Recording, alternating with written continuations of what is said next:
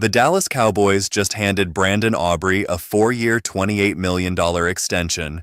And before you start wondering if we overpaid a kicker when we've got bigger problems on this roster, you need to hit that subscribe button right now, because we break down every single Cowboys move the moment it happens.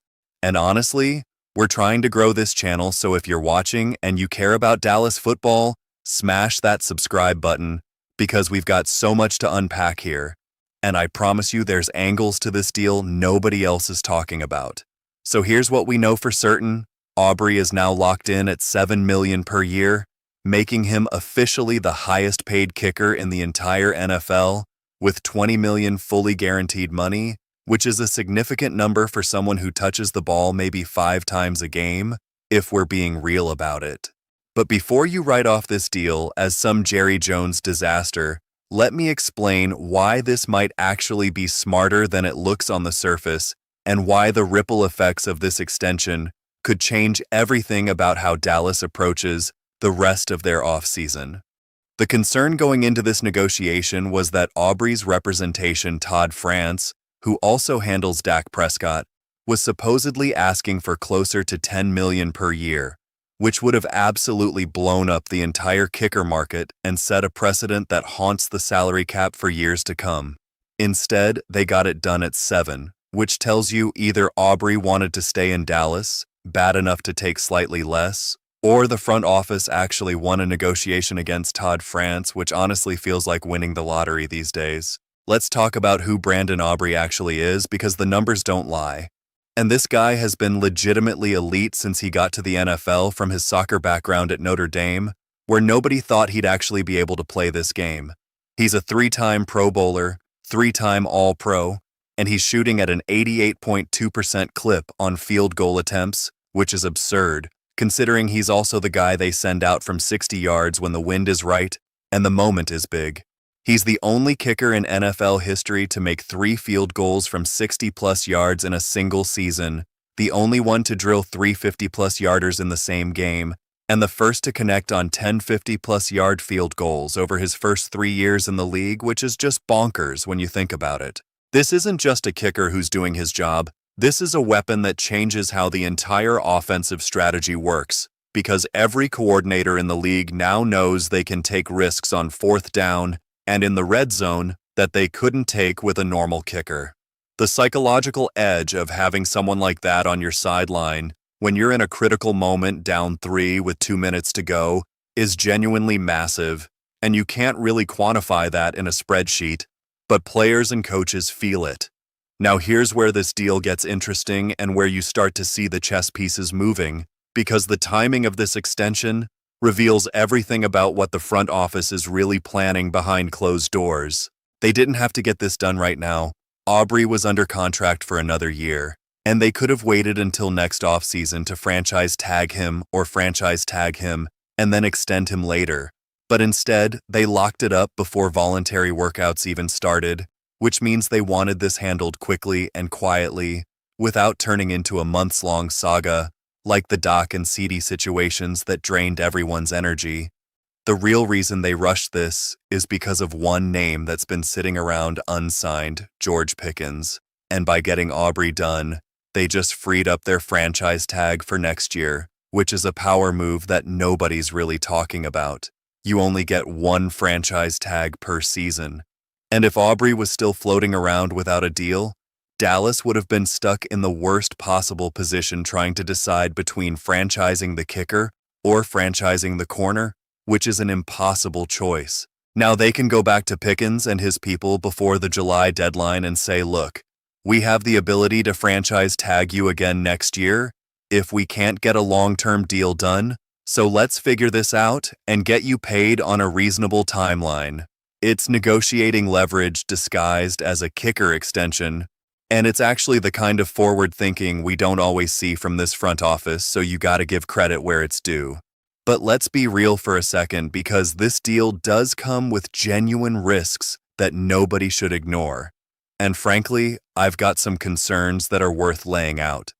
Kickers are the most mentally fragile position in all of professional sports, and we've watched this play out over and over where a guy looks automatic for 2 or 3 years, and then something gets in his head, and he completely falls apart, seemingly overnight. We've all seen Dan Bailey go from a rock to someone the team couldn't trust.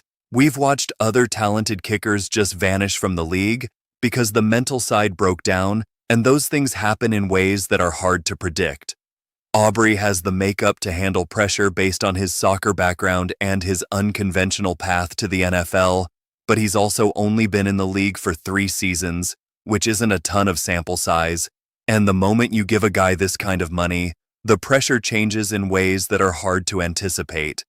I'm not saying he's going to crumble because I actually think he's got the right mentality, but it's something you have to at least acknowledge as a possibility when you're locking in this much guaranteed money on any player, much less a kicker. The other angle that bothers me a little bit is the guarantee structure because $20 million fully locked in is a significant commitment if something goes sideways, whether that's an injury or some weird yips situation, or something happens off the field that we don't know about. Most NFL contracts are built with escape hatches because teams understand that anything can happen.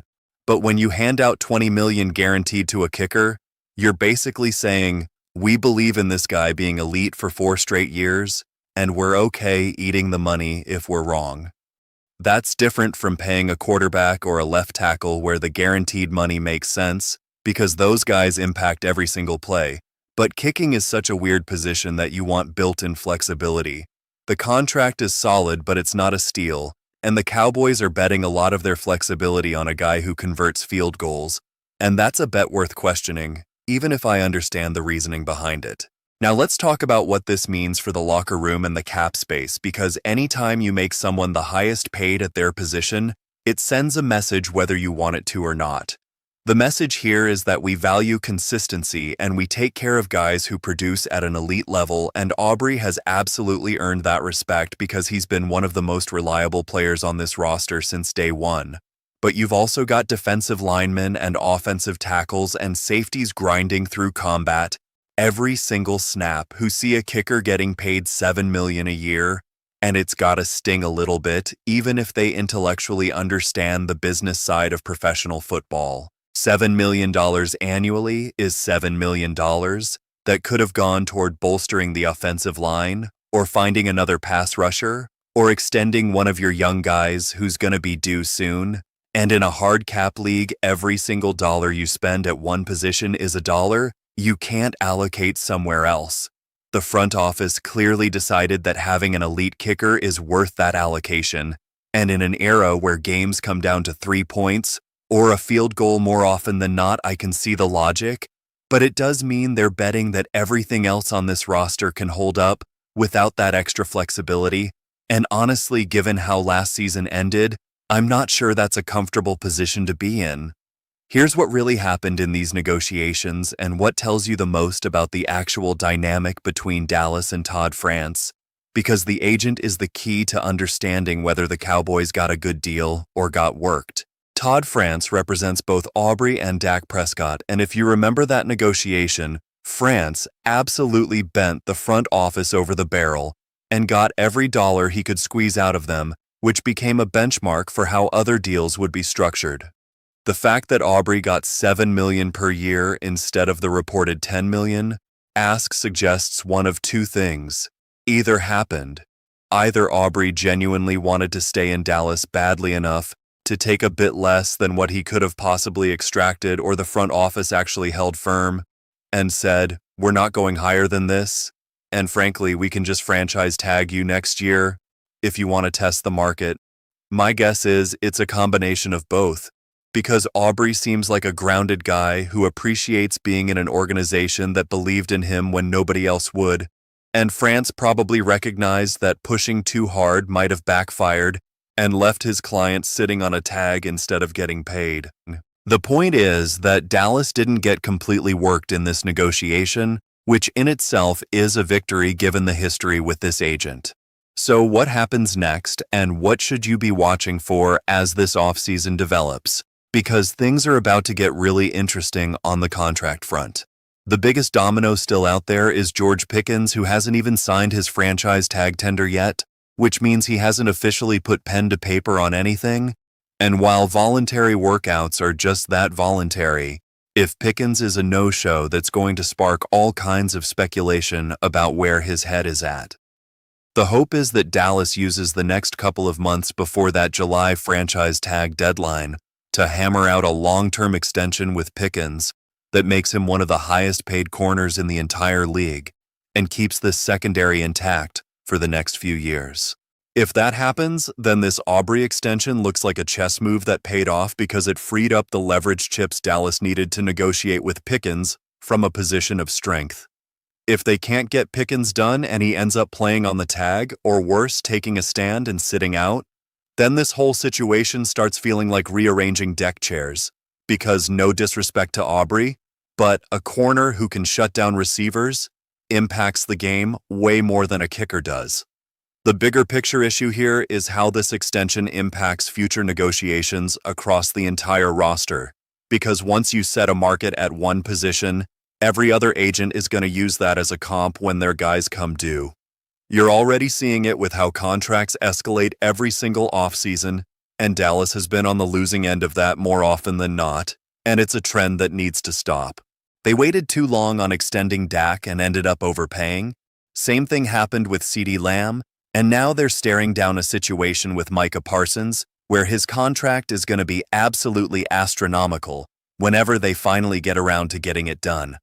The smartest thing this front office could do is learn from those mistakes and be aggressive about locking up Parsons before next season starts, because if he plays out another year and has another dominant year, his agent is going to have all the leverage in the world, and Dallas is going to be writing a check that makes the Aubrey deal look like pocket change. That's the real timeline to be worried about, not the kicker. What this deal also does is remove one variable from an already complicated offseason for Mike McCarthy, who is absolutely on the hot seat after 2 straight playoff disappointments, and the last thing he needs is contract drama or position battles at spots that should be locked down.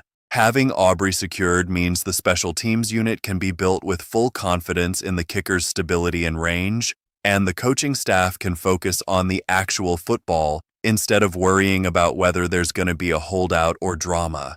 It also sends a message to the locker room that the organization is serious about continuity and taking care of guys who perform at an elite level, which matters more than people realize when you're trying to build a winning culture. Players notice when their teammates get paid, and they notice when the organization lets good players walk over money disputes.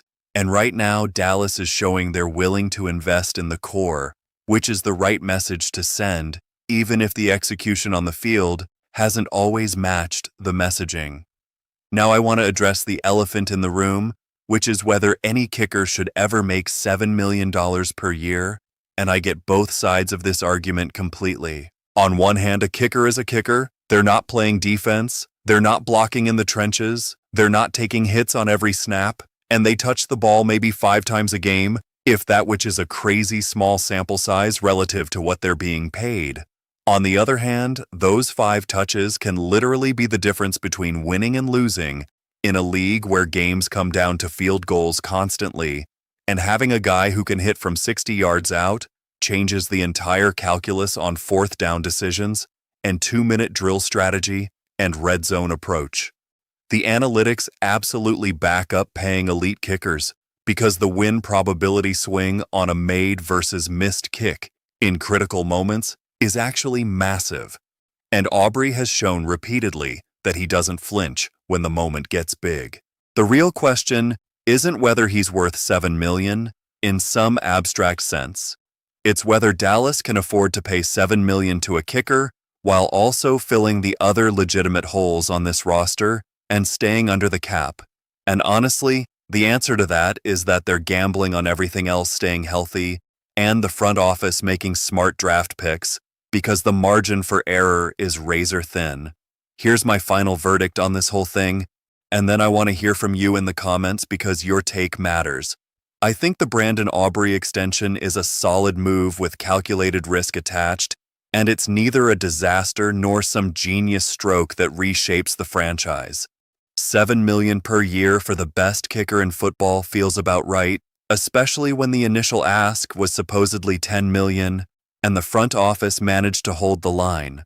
The guaranteed money is a bit rich for a kicker, but it shows commitment and respect for what he's accomplished in Dallas. The timing suggests smart thinking about the George Pickens situation and freeing up leverage for that negotiation. The biggest concern is whether Aubrey can maintain this elite level over the next 4 years, and whether this money could have been better allocated elsewhere, but you can't argue that he's earned what he got based on production. So where do I land? I'd call this a B+ move. Not perfect, but definitely good. And if the Cowboys can use this to finalize a deal with Pickens before the deadline, then it looks even better in hindsight. Now let me know in the comments what grade you'd give this extension, A, B, C, D, or F. And tell me if you think Dallas made the right call, or if you think they should have let Aubrey walk and invested that money elsewhere. And before you leave, make sure you subscribe, because we're covering every single Cowboys move as it develops. And we need your support to keep bringing you this content every single day. So hit that subscribe button and ring that notification bell so you never miss a breaking Cowboys story again.